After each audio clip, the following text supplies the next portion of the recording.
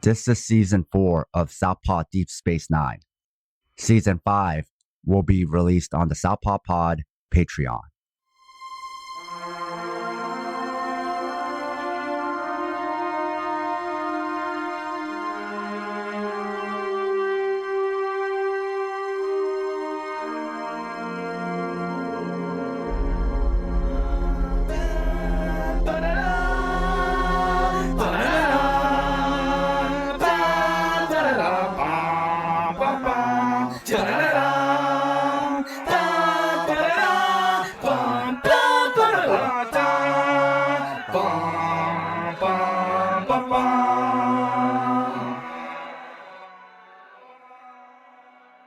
This episode was recorded on August 22nd, 2024. We are back with Southpaw Deep Space Nine, Season 4. If you don't know what SDS9 is, it's Southpaw's completionist DS9 watch-along show where we watch every episode, recap it, and analyze it. We are your hosts, Scott and Sam. Today, we are discussing Hard Time. If you haven't yet watched the episode, I should warn you, the episode gets pretty intense with physical and psychological abuse, as well as dealing with the subject of unaliving yourself. These things will come up in our recap and discussion, so use your own discretion. Scott, can you recap this episode? An elderly man is drawing in the sand. He seems to be in a prison. He is in a Argothi jail cell, spending 20 years for espionage, we find out. And it is Miles going through something painful. Again. He screams and he wakes up looking regular. And Kira's there and these Argothi wardens greet him. Miles experienced a virtual reality simulation prison experience.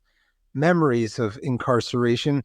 They deem that this is a more effective and efficient way of dealing with crime on their planet through mind manipulation.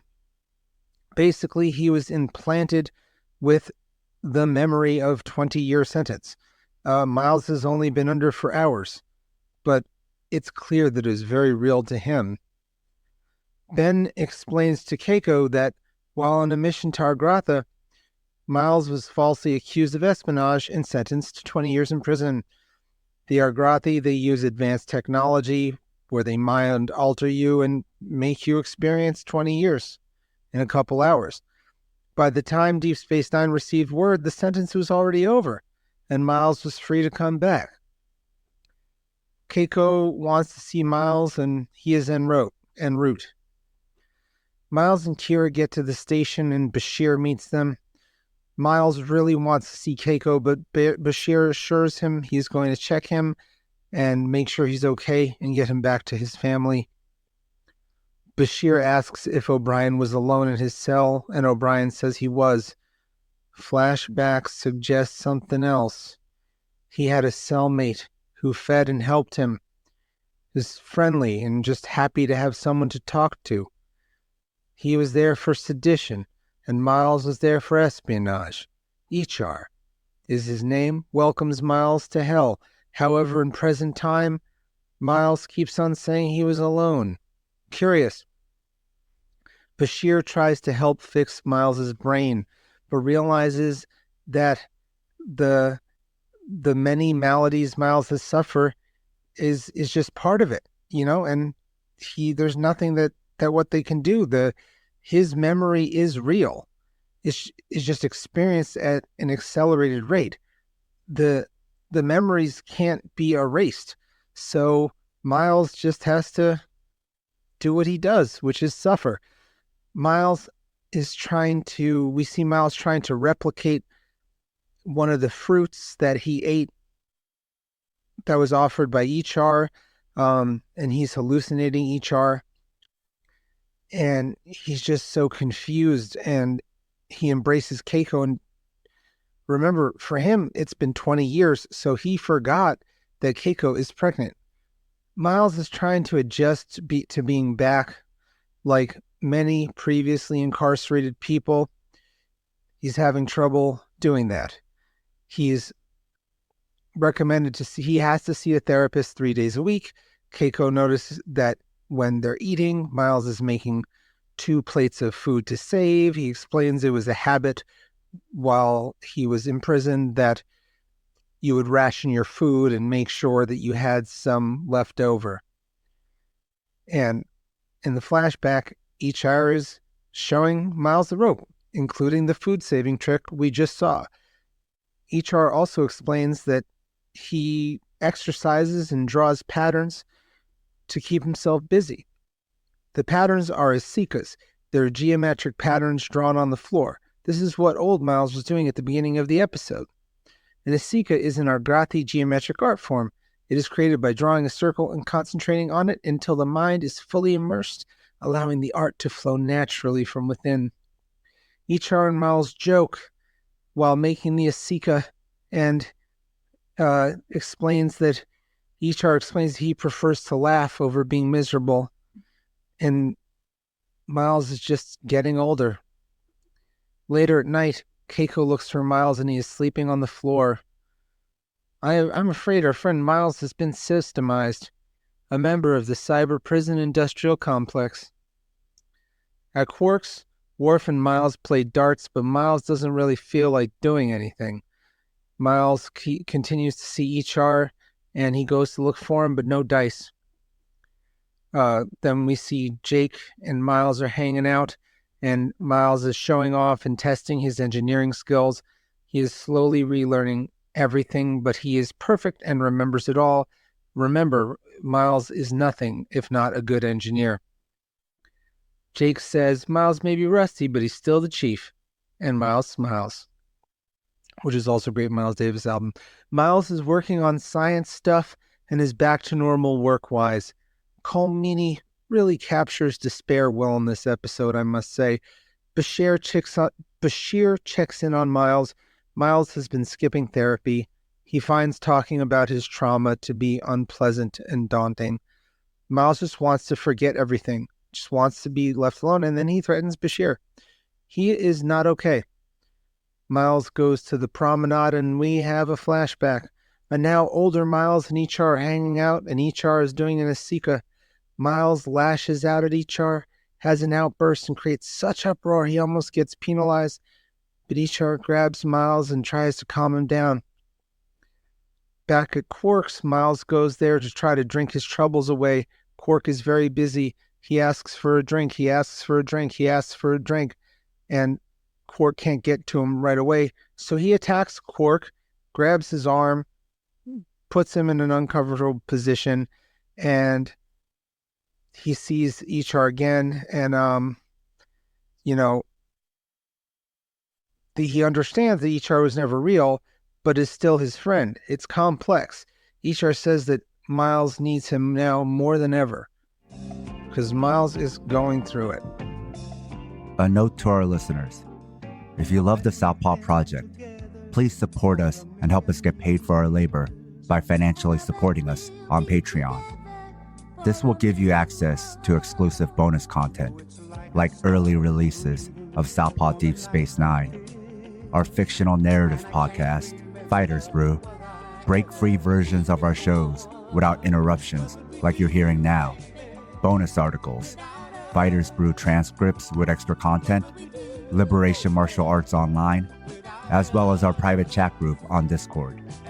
You can also make one-time donations at Ko-Fi or show your solidarity by wearing our swag. You can find all pertinent links at southpawpod.com. Miles goes to work and HR is there and says he's worried about him. Miles said he is doing better than ever. HR reminds him that he's still hallucinating, so maybe he's not so good. Ben asks to see Miles and asks about his outbursts and how he stopped seeing his therapist. Ben says that he will see the therapist immediately, and Ben has relieved Miles of duty and orders Miles to seek help and see therapists until he is deemed medically fit. Otherwise, he's got no job. Ben warns Miles that he needs to tend to his problems.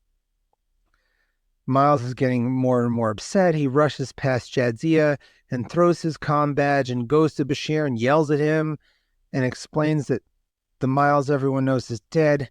HR begs Miles to listen and implies Miles caused HR to die and reminds Miles that he needs help more than ever.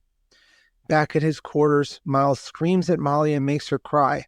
Miles starts breaking things, and he goes away. He leaves his quarters and starts breaking things, and he sees a phaser station and grabs a phaser. Content warning, self-harm. Miles sets the stunner to the phaser to a very high setting and puts it to his chin. Bashir finds Miles. Bashir promises Miles that things will get better. Miles says that he's dangerous and feels dangerous and wants to save everyone from the monster he's become. Miles cries and finally tells Bashir of HR and explains that he lied about not having anyone while he was in prison. Miles had HR for most of his imprisonment. A few weeks before his release of the mental prison, Miles and HR are starving, not being fed for some time. Miles wakes up in prison and sees HR has a hidden space and thinks HR is hiding food for himself. They have a fight, and Miles realizes that there was food, but it was rationed for both of them. And he doesn't realize that in that rage, he killed HR. All for naught, as they were about to get fed the next day. Miles explains he was so mad. It felt real. The things that he did, he feels guilty of. He says that humanity had evolved, mankind outgrow hate and rage, but when Miles had a chance to show that he was an evolved man, he failed and repaid kindness with blood. And for this, Miles thinks he deserves to die. And Bashir points out that just the guilt that Miles has shows that he is still a good man, and to not let the jailers win. Miles finally allows Bashir to take the phaser, and HR departs. And Miles cries. Bashir prescribes some meds to help Miles and asks Miles to start therapy again. He can't forget, but he can heal. And Miles and Bashir are friends again. Miles goes home and hugs Molly and Keiko, and finally we see Miles smiling a little bit more. This episode had criticisms of the prison system, but also explored how abuse, isolation, and ultimately trauma change a person and can perpetuate more violence. For us as radicals, it also tackles the complex matter of justice. It's complex, not just in policy or execution, but emotionally. In theory, radicals want transformative and restorative justice, but in practice, often anything less than punitive justice is unjust. So we're not there yet. So even for radicals, we know punitive justice is wrong and doesn't work, but an alternative also doesn't sit well with us either. I get that. You can't undo the punishment people have already endured. And for people who harm others, anything other than punishment seems like they're let off the hook. So if you just get rid of punishment starting tomorrow, well then, what about all the people in the past? And then maybe people who've never received punishment continue to never receive punishment. So it all seems unfair because the past matters. Right. And also, I believe what most people, and that's not, obviously there are people that have different views than mine, but most people that believe in prison abolition, which I unabashedly believe in, aren't saying that we shouldn't do, that there shouldn't be a process for certain behaviors and certain crimes, right? It's that it's, at least from my vantage point, it's the argument that the method in which the American carceral system treats people is inhumane, does not create recidivism, and doesn't end crime. And we're starting to get more and more things that show recidivism, that reduce recidivism, and that is almost all treating prisoners better. So I wonder, so I truly believe in restorative justice. I don't even believe in fully canceling people. I believe in giving people a chance. I believe in the redemption of the human soul. And that is how restorative justice works for me, meaning that to give people a chance to come back. Obviously, there are certain behaviors that are way more difficult to deal with than others, but sometimes I have to look at if restorative justice from a leftist lens is doing the right thing and not also contributing to a punitive culture, which I just think is not where we should head. So, but then another part of me while watching this episode, which is a banger of a mythology episode, let's just keep it a buck, right? This episode is a banger. It's so good. And a lot of that is the brilliance of Cole Meany. But, if there was something like this that was a harm reduction or an alternative to incarceration, I bet a lot of people would choose this as to 20 minutes over 20 years. But it doesn't fix any of the problems, and it's not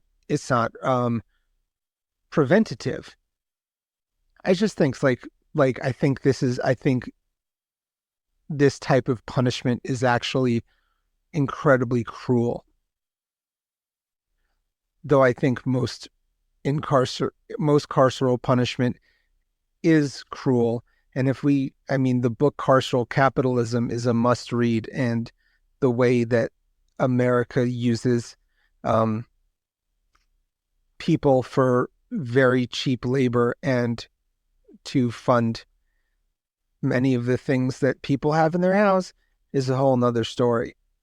This is the kind of Star Trek show we are. You made some great points. And to clarify what I was saying, this isn't one of those where I'm trying to put words in the mouth of people who want abolition of prisons or anything like that. Right.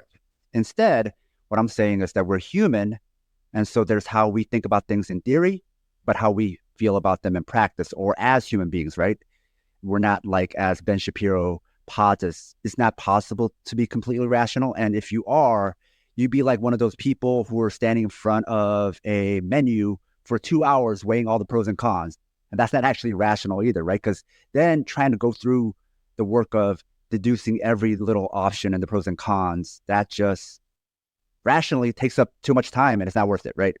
If you're that pedantic about something, then you're actually no longer rational. Yes. We're focusing on the middle path, my friend. So that's not human. So I think what I'm talking about is the truth of what we want in theory, but the emotional side is different. Yeah. There's been so many times people have been exposed where they're talking about abolition and, maybe on Twitter, they'll post something about how they want abolition of prisons, they want restorative justice.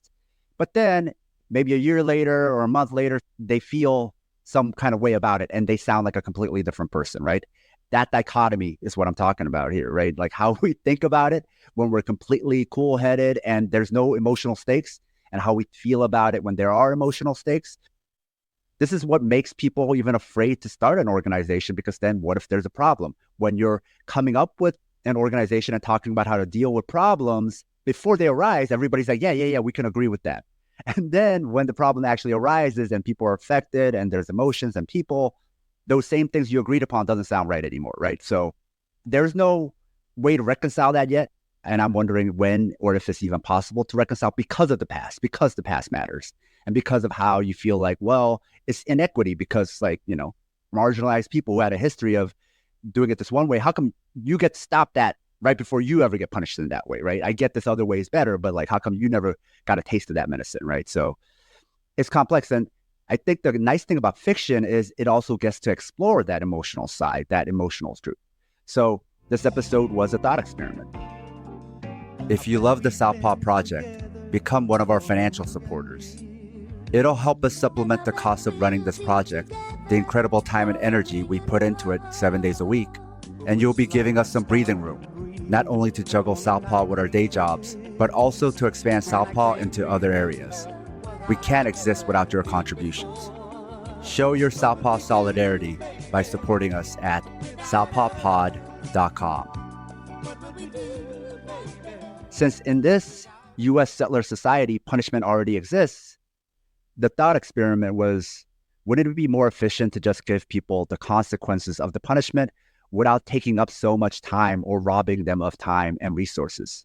Biohacking, yeah. And this episode also makes clear how pointless punishment is, because then you just have a damaged person going back to society. So even if you save time, what was the point anyway?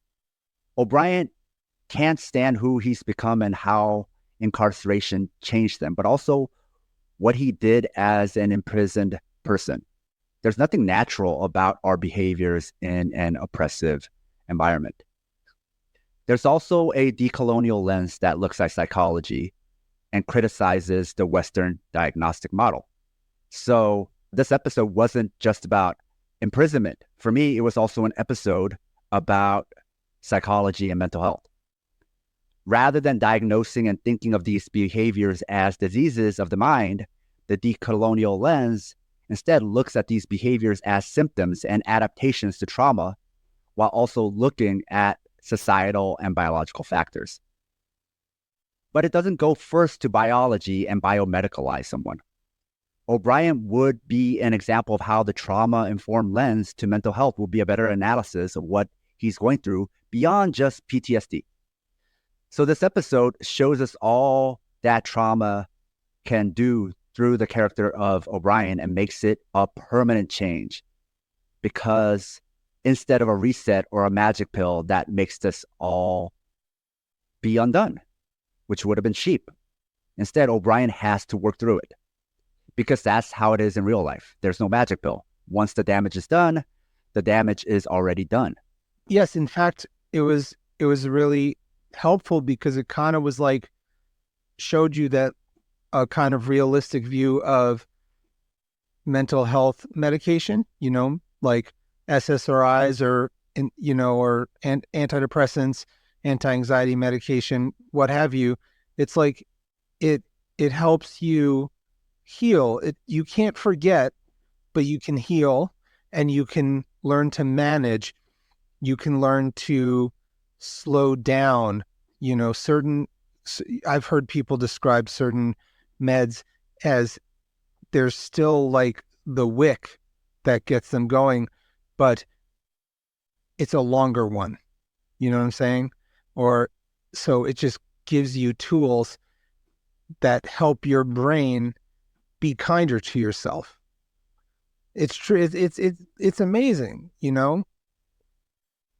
what the leaps and bounds we've made with depression medication is.